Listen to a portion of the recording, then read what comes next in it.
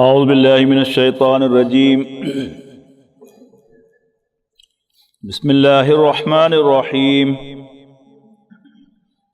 لقد صدق اللہ رسولہ الرؤیا بالحق لتدخلن المسجد الحرام ان شاء اللہ آمنین محلقین رؤوسکم ومقصرین لا تخافون فعلم ما لم تعلموا فجعل من دون ذلك فتحا قريبا هو الذي أرسل رسوله بالهدى ودين الحق ليظهره على الدين كله وكفى بالله شهيدا محمد رسول الله والذين معه أشداء على الكفار رحماء بينهم تراهم ركعا سجدا يبتغون فضلا من الله ورضوانا سيماهم في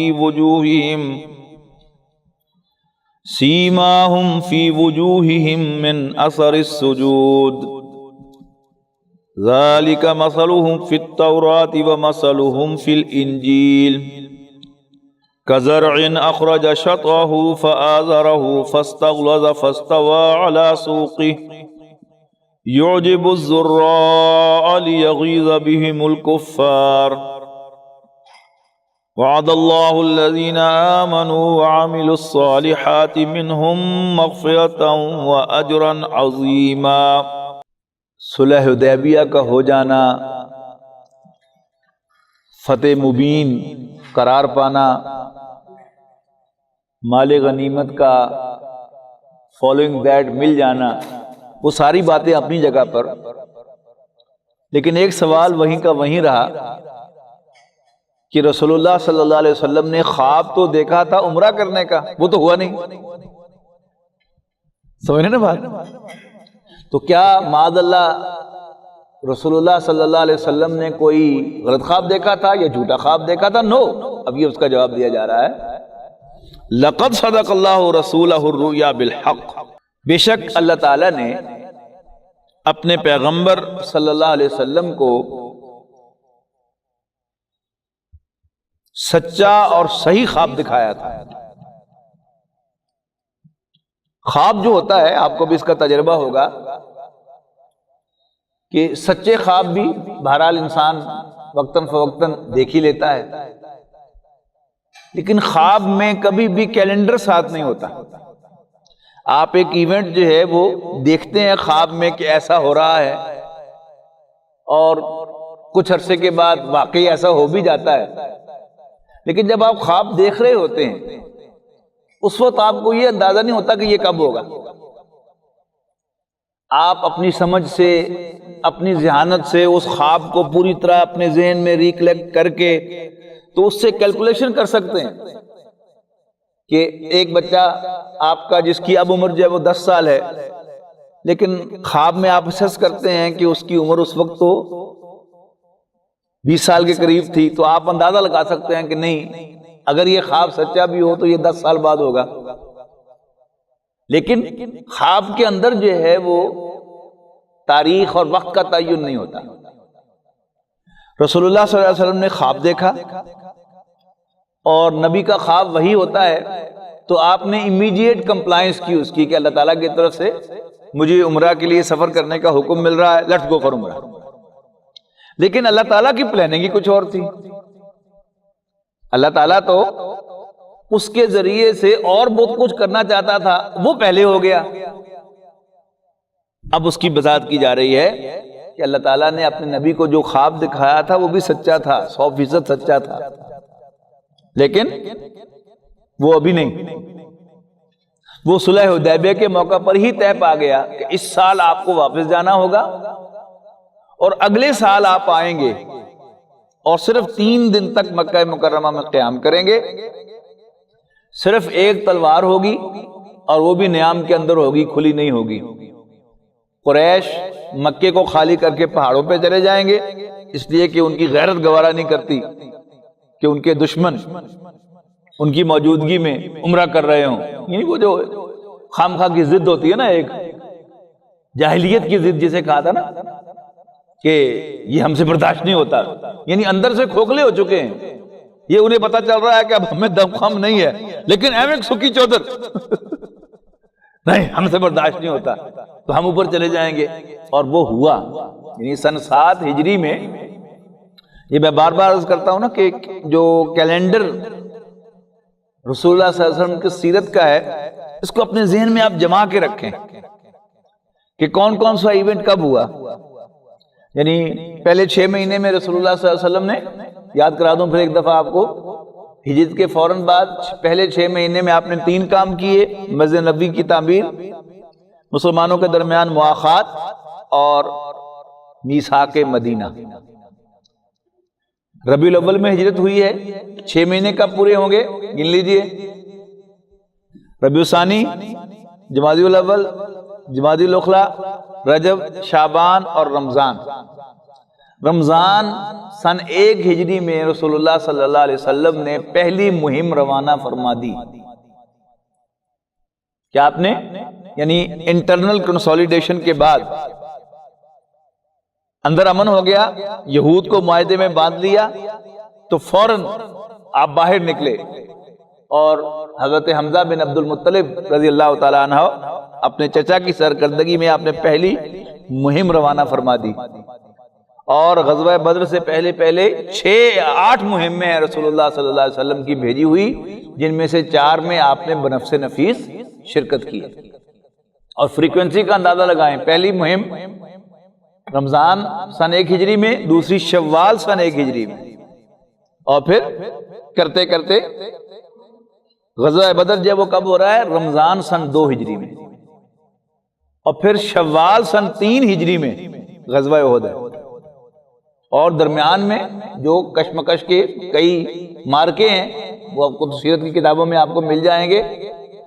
سن 4 ہجری میں کوئی بڑی جنگ نہیں ہوئی، سن 5 ہجری میں غزوہ خندق ہے، سن 6 ہجری میں یہ صلح حدیبیہ ہے، سن 7 ہجری میں آپ آ جائیے وہ عمرہ قضا ہے، جس کا یہاں پر ذکر ہو رہا ہے کہ لقد صدق رسولہ الرؤیا بالحق، اللہ تعالیٰ نے اپنے پیغمبر کو سچا اور صحیح خواب ہی دکھایا۔ لَتَدْخُلُنَّ الْمَسْجِدَ الْحَرَامَ،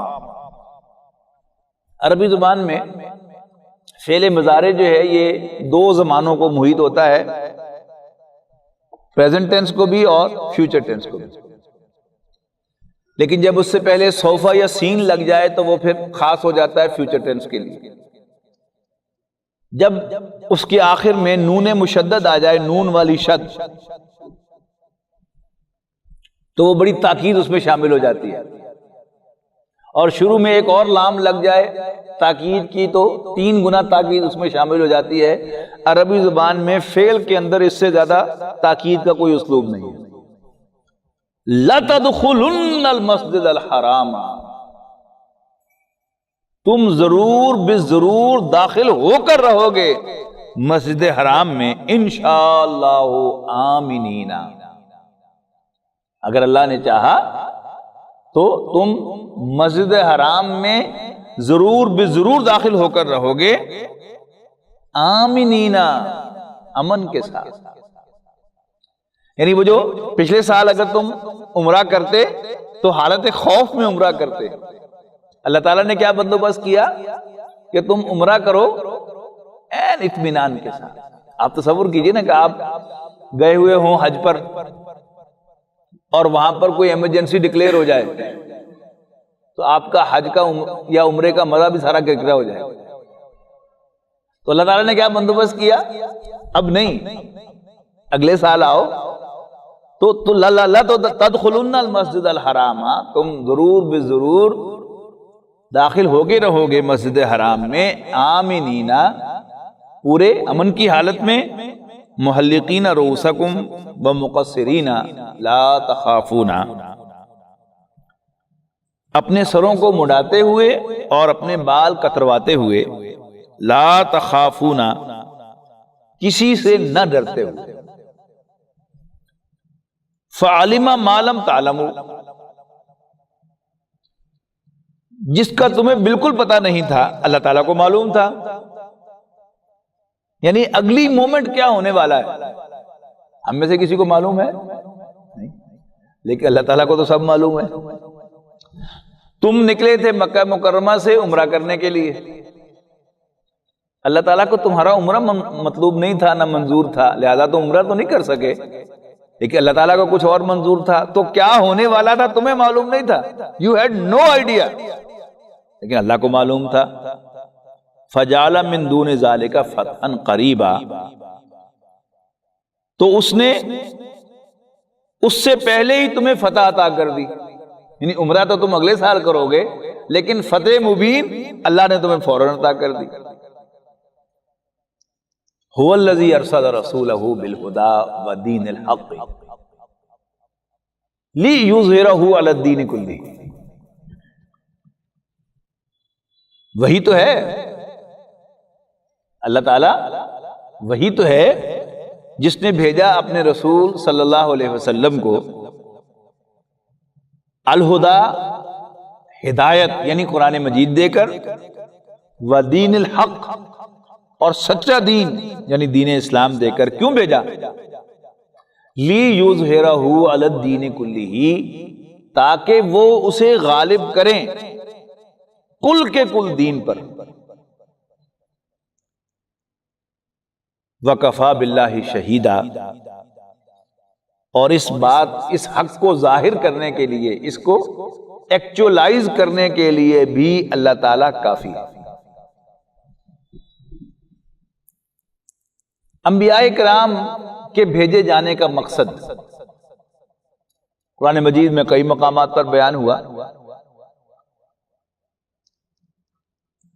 انبیاء کرام کی ذمہ داریاں کئی مقامات پر بیان ہوئی، مثلا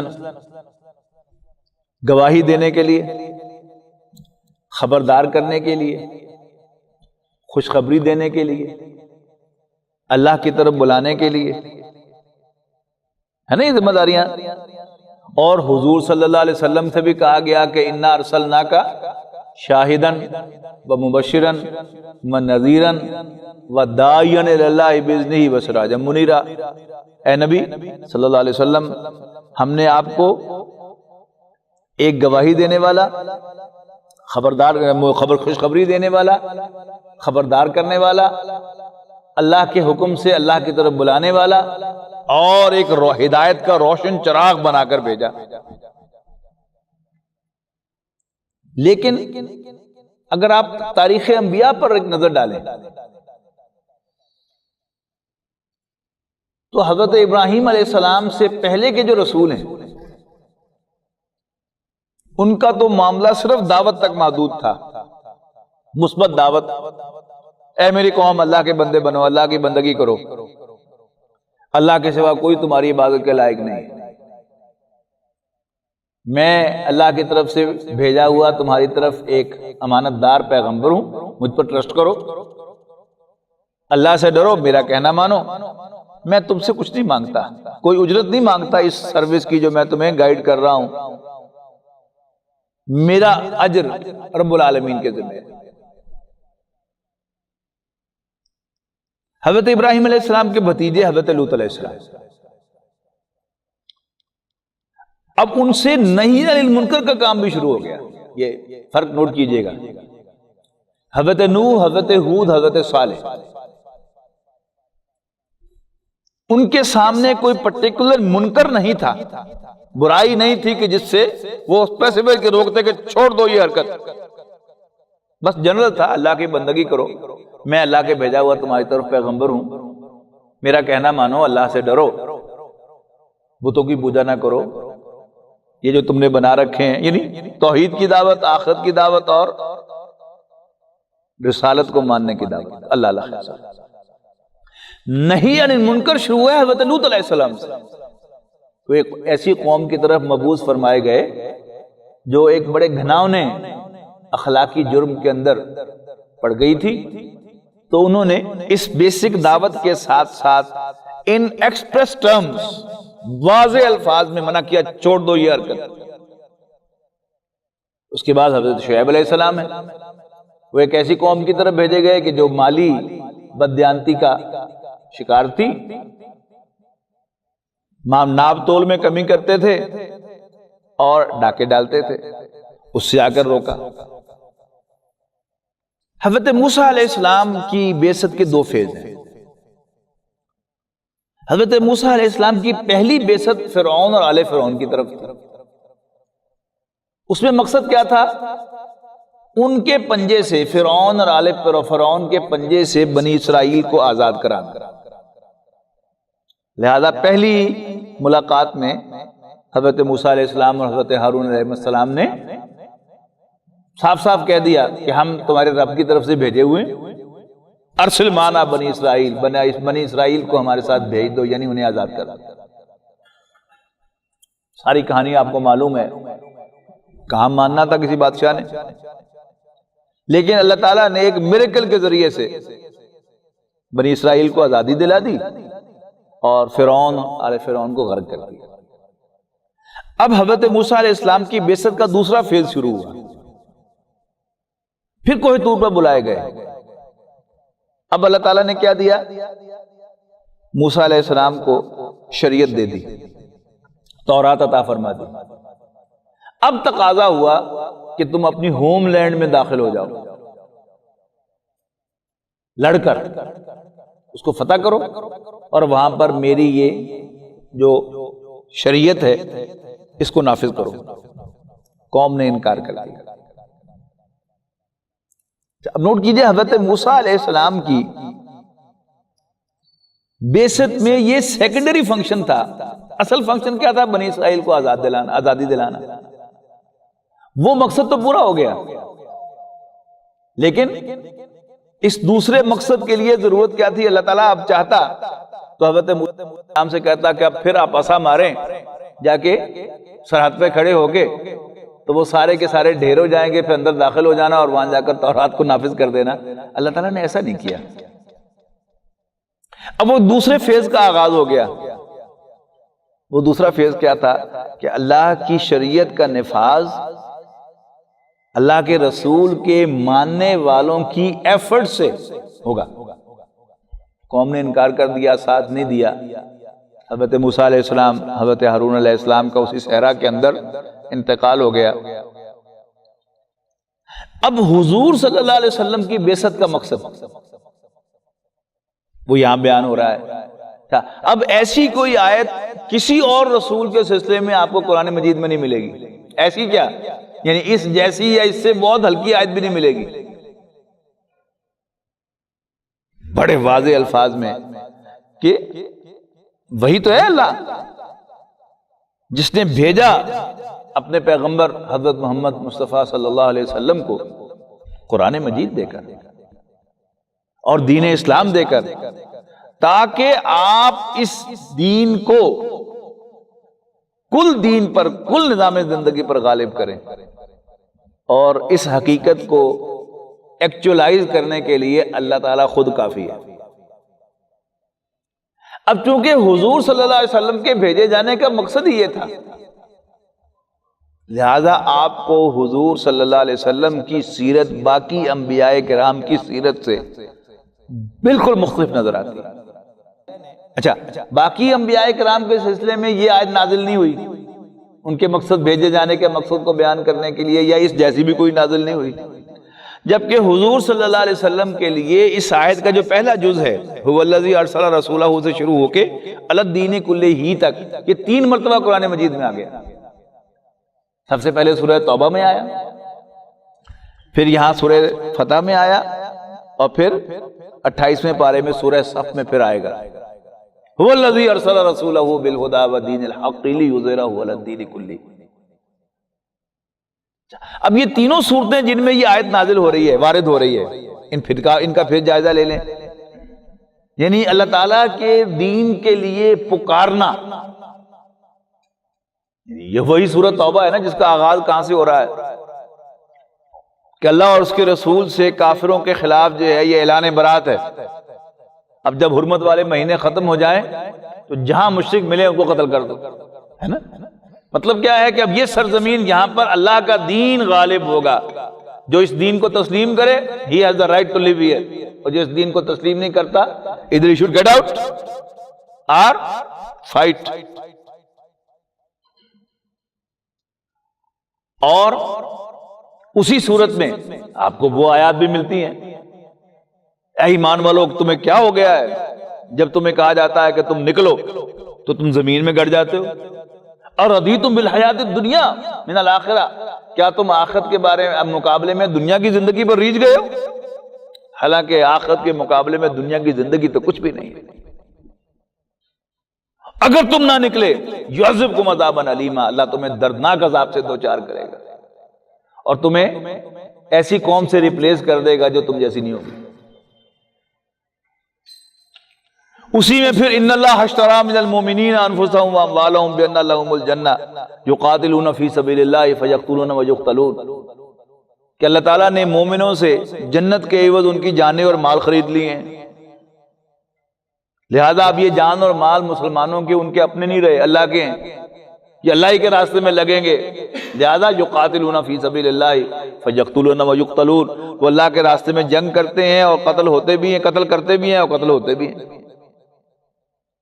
اور یہ صورت آپ پڑھ ہی رہے ہیں، یعنی اس میں وہ صلح حدیبیہ کے حوالے سے ساری کی ساری بات ہو رہی ہے، اور وہ لوگ کہ جو رسول اللہ صلی اللہ علیہ وسلم کی بات کو رکھنے کے لیے لڑنے مرنے کے لیے تیار ہو گئے، ان کی تعریف ہو رہی ہے۔ اور بات کا اینڈ کہاں ہو رہا ہے کہ اللہ تعالیٰ نے تو اصل میں اپنے رسول کو بھیجا ہی اللہ کے دین کے غلبے کے لیے تھا، اور یہ ساری اسٹریٹجی تھی اللہ تعالیٰ کی کہ اللہ تعالیٰ کیسے غالب کرے گا۔ یعنی اب پھر جائیے واپس، 13 سال نبی اکرم صلی اللہ علیہ وسلم نے مکہ مکرمہ میں گزارے وحی کے بعد، اور 6 سال مزید مدینہ منورہ میں گزر گئے، کتنے سال ہو گئے؟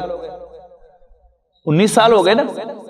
اب ایک طریقہ کیا تھا کہ نبی اکرم صلی اللہ علیہ وسلم غار حرا سے نیچے اترتے اور وہاں پر نعرہ لگا دیتے کہ اللہ کا دین غالب ہوگا، آؤ کون میرا ساتھ دیتا ہے کون نہیں دیتا۔ یہ دس could be one strategy، اور آپ خود سمجھیے کہ ایسا ہوتا تو کیا ہوتا۔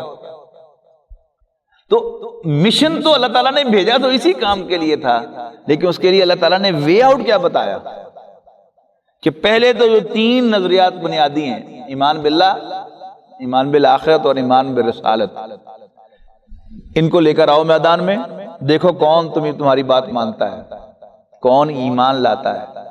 جو ایمان لائیں انہیں آرگنائز کرو، ان کی تربیت کرو، اور تربیت کا جو ایسنس تھا وہ کیا تھا؟ مار کھاؤ اور ہاتھ نہ اٹھاؤ۔ انوکھی تربیت تھی، مار کھاؤ ہاتھ نہ اٹھاؤ، اور یہی ہم دیکھتے ہیں۔ یعنی آل یاسر پر، حضرت یاسر رضی اللہ تعالیٰ عنہ اور ان کی اہلیہ حضرت سمیہ رضی اللہ تعالی عنہا پر ظلم و ستم کے پہاڑ توڑے عین شہر مکہ میں، بیٹے کے سامنے 4 اونٹوں سے باندھ کر ان کے ہاتھ اور پاؤں مخالف سمت میں اونٹ ہانکے گئے، زندہ جسم کے ٹکڑے ہو گئے، بیٹے کے سامنے برہنہ کر کے حضرت سمیہ کو شہید کیا ابو جہل نے۔ حضور صلی اللہ علیہ وسلم بھی پاس سے گزرے ہیں، صرف یہ کہتے ہوئے اصبروا یا آل یاسر ان موعدکم الجنہ، یاسر کے گھر والوں صبر کرو، تمہارے وعدے کی جگہ جنت ہے۔ اب آپ جذباتی ہو کر سوچیں گے تو 100 خیالات جو ہیں وہ آئیں گے جن کو زبان پر لانا بھی ممکن نہیں ہے حضور صلی اللہ علیہ وسلم اور صحابہ کے لیے، لیکن اسٹریٹجی تھی، حکم تھا اللہ کی طرف سے کہ ابھی ہاتھ نہیں اٹھانا، اس لیے کہ اگر نبی اکرم صلی اللہ علیہ وسلم اور صحابہ کرام مکہ مکرمہ میں وائلنٹ ہو جاتے تو وہیں پر کرش کر دیے جاتے، لہذا ابھی نہیں۔ پھر اللہ تعالیٰ نے راستہ نکالا بالکل فرام دا بلو، مدینہ منورہ کی کھڑکی کھلی، رسول اللہ صلی اللہ علیہ وسلم کے وہم و گمان میں بھی نہیں۔ حج ہر سال ہوتا تھا اور ابو لہب جو تھا وہ ساتھ رہتا تھا بھتیجے کے، اور جس سے آپ بات کرنے لگتے تھے آگے وہ کہتا تھا پاگل ہے یہ، معاذ اللہ، اس کی بات نہ سننا. رات کے اندھیرے میں ان 5 آدمیوں سے رسول اللہ صلی اللہ علیہ وسلم کی ملاقات ہوئی ہے، تو یثرب سے آئے ہوئے تھے. آپ نے تعارف کروایا، وہ سمجھ گئے کہ یہ 2 ہی معلوم ہوتے ہیں جن کا ذکر یہودی کیا کرتے ہیں کہ آخری نبی آنے والا ہے. Let's take a lead. ایمان لے آئے، اللہ تعالیٰ نے راستہ کھولا. پھر اگلے سال 12 آئے، بیعت عقبہ اولیٰ ہوئی، معلم مانگا، حضرت مصعب بن عمیر کو بھیج دیا. انہوں نے قرآن مجید پڑھایا، بلکہ پڑھایا کیا، میں عرض کیا کرتا ہوں نا کہ شاید گھوٹ کے پلا دیا یا انجیکٹ ہی کر دیا اندر قرآن مجید. اتنے تکڑے ہو گئے کہ قریش کے سامنے پناہ دے دی قریش کے دشمن نمبر 1 کو صلی اللہ علیہ وسلم. ہجرت ہو گئی. اگلے سال وہ بیعت عقبہ ثانیہ ہو گئی. حج کے موقع پر پھر ربیع الاول میں ہجرت ہو گئی. اور پھر سٹیپ بائی سٹیپ بات آگے بڑھ رہی ہے. بتایا کیا جا رہا ہے کہ تم کیوں پریشان ہوتے ہو؟ یہ عمرہ ہونا نہ ہونا، ہجرت ہونا نہ ہونا، یہ تو اس بڑے مقصد کے مقابلے بڑے چھوٹے چھوٹے ایونٹس ہیں، اور اللہ تعالیٰ ان کو ایک خاص لائن میں لا کر ایک خاص پلاننگ سے تمہیں آگے بڑھا رہا ہے. اینڈ فائنل اچیومنٹ جو ہے، عمرہ تو بہت چھوٹی چیز ہے، وہ بھی ہوگا. اللہ نے اپنے نبی کو جو خواب دکھایا تھا وہ تو سچا ہی تھا، لیکن اللہ تعالیٰ تمہیں اس سے بھی بڑی اچیومنٹ جو ہے اس سے ہمکنار کرنا چاہتا. تو میں عرض کرتا نا کہ سورہ توبہ میں آیت آئی، پھر یہاں آئی، اور پھر سورہ صف میں آئی. سورہ صف کا تو مضمون ہی اول تا آخر وہ جہاد فی سبیل اللہ ہے.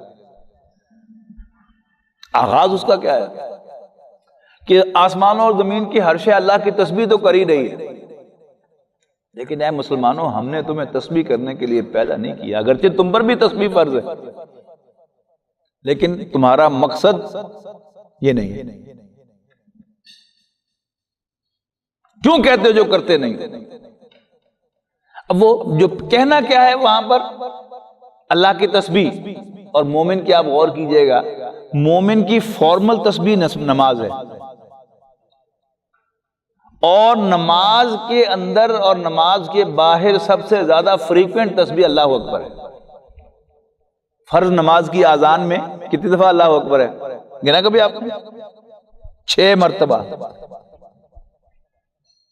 اور آپ کی پہلی رکعت جو ہے وہ کب مکمل ہوتی ہے؟ 6 دفعہ اللہ اکبر کہنے پر. گن لیجئے، اللہ اکبر، اللہ اکبر، پھر سجدہ جاتے ہوئے اللہ اکبر، پہلے سجدے سے اٹھتے ہوئے اللہ اکبر، دوسرے سجدے پہ جاتے ہوئے اللہ اکبر، اور دوسرے سجدے سے اٹھے تو پہلی رکعت مکمل ہوئی. 6 دفعہ اللہ اکبر ہو گیا.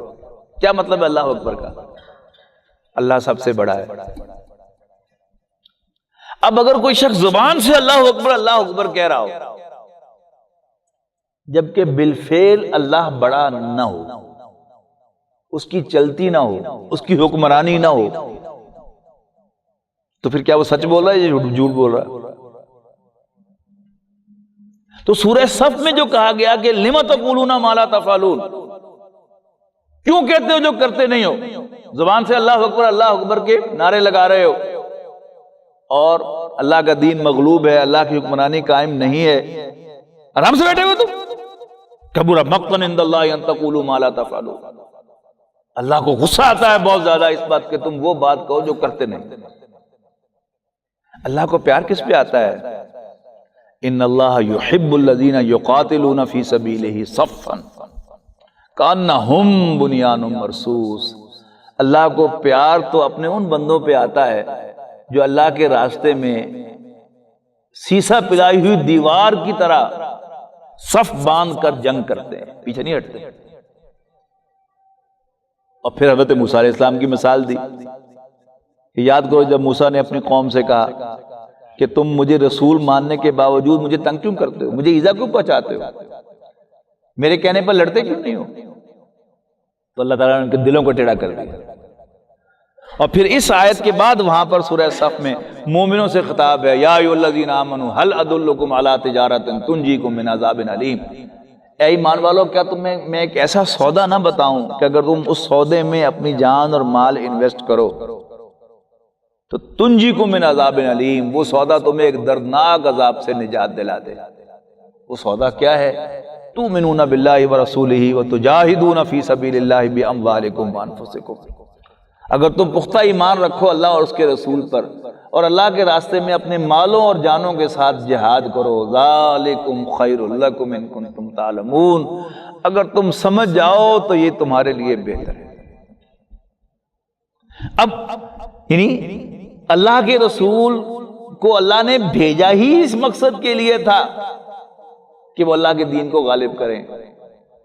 اللہ تعالیٰ تمہارے لیے ایونٹس جو ہے وہ بناتا چلا جا رہا ہے، اب تم بتاؤ تم اس کے لیے اپنی جان اور اپنی مال لگانے اور کھپانے کے لیے تیار ہو؟ یہ دیکھو جنہوں نے اللہ کے رسول کی بات کو، اس کی قول کو لبیک کہتے ہوئے موت کا نذرانہ پیش کر دیا، ان سے تو میں راضی ہوں، انہیں میں دنیا میں بھی بہت کچھ دوں گا، یہ بہت چھوٹا ہے۔ اللہ نے اپنے رسول کو ایک بہت بڑے آبجیکٹو کے لیے بھیجا ہے، هو الذی ارسل رسولہ بالہدی ودین الحق لیظہرہ علی الدین کلہ، وہی اللہ جس نے بھیجا اپنے رسول صلی اللہ علیہ وسلم کو الہدی یعنی قرآن مجید دے کر، ودین الحق اور سچا دین دے کر، لیظہرہ تاکہ وہ اسے غالب کر دیں۔ یعنی یہاں پر کیونکہ تھرڈ پرسن میں ترجمہ ہوا ہے، یعنی آئے ہیں سارے صیغے، تو بعض لوگوں نے اس سے مراد لیا ہے کہ اللہ نے اپنے رسول کو بھیجا اس لیے کہ اللہ اپنے رسول کو غالب کر دے، تو یہ ترجمہ جو ہے یہ بھی اپنی جگہ پر ٹھیک ہے، لیکن ان ایکچوئل کیا ہوا؟ جان مال کس نے کھپائی؟ اللہ کے رسول نے کھپائی اور ان کے ساتھیوں نے کھپائی۔ تو سارا جو یعنی if you compare موسیٰ علیہ السلام کمپینینز ود رسول اللہ صلی اللہ علیہ وسلم کمپینینز، تو پتہ چلتا ہے نا کہ جہاں تک رسول ہونے کا تعلق ہے، اللہ کا حضرت موسیٰ علیہ السلام بھی کوئی چھوٹی شخصیت تو نہیں تھے۔ کیا وہ اللہ کے سچے پیغمبر نہیں تھے؟ بالکل سچے پیغمبر تھے۔ فرق کہاں تھا؟ ان کے ساتھی بودے نکلے، انہوں نے موسیٰ علیہ السلام جیسے محسن جنہوں نے ان کو فرعون کے ظلم و ستم سے نجات دلائی تھی، اس کی بات کو بھی رسپونڈ نہیں کیا، ان سے کہہ دیا کہ آپ اپنے رب کے ساتھ جائیں اور جا کے جنگ کریں۔ ویئرایز رسول اللہ صلی اللہ علیہ وسلم انتہائی خوش قسمت تھے کہ اللہ نے انہیں ایسے ساتھی عطا کیے کہ جنہوں نے ان کے چشم و ابرو کے اشارے پر اپنی جانیں پیش کر دی اور قربان بھی کر ڈالی۔